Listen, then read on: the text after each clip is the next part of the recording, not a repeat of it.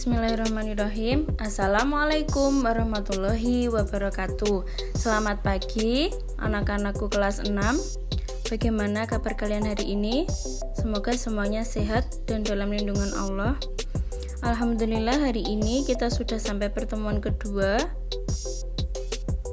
Kita akan mempelajari tentang asma Allah, Al-Ghafar dan Al-Afu. Sebelum belajar, jangan lupa berdoa dan persiapkan alat tulis kalian.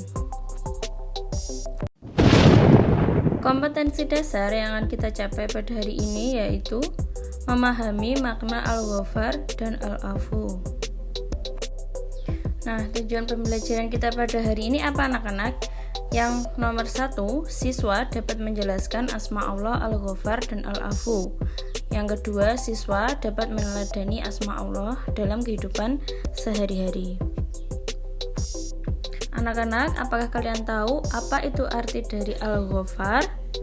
Al-Ghafar artinya yang maha pengampun. Jika Al-Ghafar diartikan sebagai Allah yang mengampuni, maka dapat diterjemahkan bahwa Allah adalah zat yang menampakkan dan menutupi kejelekan hambanya di dunia. Nah, menurut Imam Al-Ghazali, Al-Ghafar itu memiliki 3 arti. Yang pertama, menurut beliau, sifat Al-Ghafar berarti Allah menutupi banyak hal yang semuanya menjadi kemaslahatan untuk umat manusia. Di antaranya, Allah menutupi sisi dalam rongga tubuh manusia, dalam organ tubuh manusia, sehingga tidak terlihat kotoran-kotoran yang ada di balik perut kita. Yang kedua, Allah menutupi isi hati kita. Nah, bayangkan jika Allah membiarkan kita mengetahui isi hati seseorang, pasti kita bisa melihat bahwa orang itu sedang membenci kita atau tidak suka dengan kita.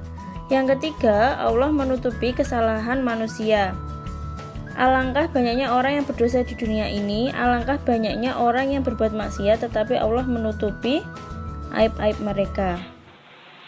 Nah, Allah telah menyatakan bahwa dirinya memiliki pintu ampunan yang sangat luas, dan kita sebagai manusia disuruh oleh Allah untuk memohon ampunannya.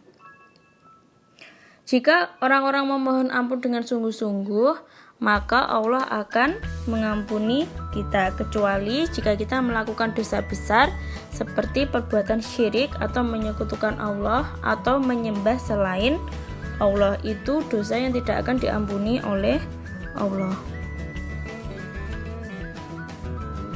Selanjutnya anak-anak, yaitu Al-Afu, artinya yang maha pemaaf. Artinya Allah maha memaafkan kesalahan hambanya, bahkan sebelum hamba-hambanya meminta maaf. Jadi memaafkan hambanya bukan hanya yang meminta maaf saja atau yang berbuat salah, tapi sebelum hambanya meminta maaf, Allah sudah memaafkan kesalahan kita. Nah, hampir sama dengan Al-Ghafar, tapi Al-Afu ini maknanya lebih mendalam. Karena pengampunan itu mengisyaratkan kepada penutupan, sedangkan Al-Afu mengisyaratkan kepada penghapusan. Jadi dosanya sudah dihapus oleh Allah. Nah, jika ada teman kalian yang melakukan salah, apa tindakan yang harus kalian lakukan? Jika mereka meminta maaf, sebaiknya kita memaafkan, karena kita meneladani sifat dari asma Allah, yaitu maha pemaaf. Pintu maaf Allah terbuka lebar bagi siapapun yang bersedia memberi kebaikan dan bersedia memaafkan orang lain. Oleh karena itu, orang-orang yang mengenal dan meneladani sifat Allah tentu tidak akan mengedepankan gengsinya untuk memberi maaf kepada orang-orang yang berbuat salah terhadapnya. Sebaliknya, ia sudah memaafkan secara tulus sebelum orang yang bersalah meminta maaf. Seperti itu ya anak-anak. Nah, kalian tadi sudah menyimak pengertian Al-Ghafar dan Al-Afu. Sekarang mari kita cari perbedaannya. Jadi Al-Ghafar yang Maha Pengampun artinya itu penutupan. Jadi Allah menutupi dosa-dosa kita agar tidak terlihat oleh manusia. Sedangkan Al-Afu yang Maha Pemaaf artinya penghapusan. Jadi dosa kita selain sudah ditutupi dari manusia, Allah juga sudah menghapus dosa-dosa kita. Semoga mudah dipahami ya anak-anak. Anak-anak, tujuan kita mempelajari asma Allah Al-Ghafar dan Al-Afu di sini bukan hanya untuk sekedar mengetahui Al-Ghafar artinya Allah Maha Pengampun, Al-Afu Allah Maha Pemaaf, bukan seperti itu. Tetapi kita harus belajar lebih mendalam lagi, yaitu cara meneladani asma Allah dalam kehidupan sehari-hari. Nah, berikut ini adalah cara meneladani asma Allah Al-Ghafar. Setelah mempelajari asma Allah Al-Ghafar, kita diharapkan mudah memaafkan kesalahan orang lain. Kita harus memaafkan kesalahan orang lain dimanapun, kapanpun, dan kita tidak dianjurkan untuk bersifat keras hati.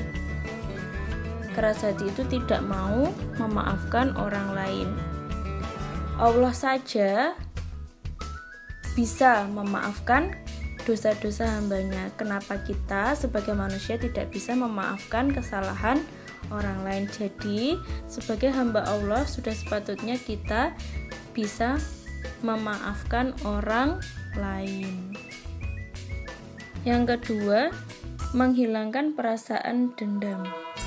Anak-anak, perasaan dendam itu sangat merugikan kita. Jadi perasaan dendam itu tidak berdampak pada orang yang bersalah pada kita, tetapi pada kita sendiri. Jika kita memiliki sifat dendam di dalam hati kita tidak akan tenang, selalu memikirkan kesalahan orang lain, dan hidup kita tidak akan tentram. Jadi jika ada orang yang bersalah kepada kita dan dia sudah minta maaf, seharusnya kita memaafkan dan tidak ada dendam, karena dendam dapat merusak hati kita. Selanjutnya, cara meneladani asma Allah Al-Ghafar yaitu menutupi aib seseorang. Nah, anak-anak, Allah sudah berusaha, Allah itu menutupi aib kita dari orang lain agar kita tidak malu. Nah, kita sebagai manusia juga harus meneladani sifat Allah menutupi aib orang lain. Contoh, di desa kamu memiliki tetangga yang bapaknya adalah seorang koruptor. Nah, kamu harus menutupi aibnya ketika di sekolah. Jangan kamu menyebar-nyebarkan ke teman-teman kalian bahwa teman kalian itu adalah seorang anak koruptor. Nanti dia pasti akan malu dan sedih. Biarkan saja, kalian tidak perlu mengurusi aib orang lain, karena aib kita sendiri, kesalahan kita sendiri itu sudah sangat banyak. Nah, di sini juga ada hadis yang menyatakan barang siapa yang menutup aib seseorang muslim, niscaya Allah akan menutup aibnya di dunia kelak di akhirat. Nah, jadi kita tidak perlu mengumbar-ngumbar aib atau mengumbar kesalahan orang lain. Cukup kita sendiri saja yang tahu jika seseorang itu memiliki aib. Selanjutnya, cara meneladani asma Allah Al-Afu kurang lebih sama dengan cara meneladani dari sifat Allah Al-Ghafar. Yang nomor 1, senantiasa memaafkan kesalahan orang lain. Yang kedua, menutupi kesalahan orang lain dengan tidak menceritakannya. Yang ketiga, menampilkan kelebihan orang lain dengan tidak menampilkan kekurangannya. Yang keempat, meyakini bahwa Allah memaafkan kesalahan hambanya. Yang kelima, tetap berbuat baik kepada orang lain yang pernah berbuat salah kepada kita. Yang keenam, tidak berbuat kesalahan agar tidak mengecewakan orang lain. Alhamdulillah sudah selesai. Demikian sedikit penjelasan dari Bu Faiz. Semoga apa yang kita pelajari hari ini bermanfaat. Dan apabila Bu Faiz ada salah kata, Bu Faiz mohon maaf. Thank you for your attention. Wassalamualaikum warahmatullahi wabarakatuh.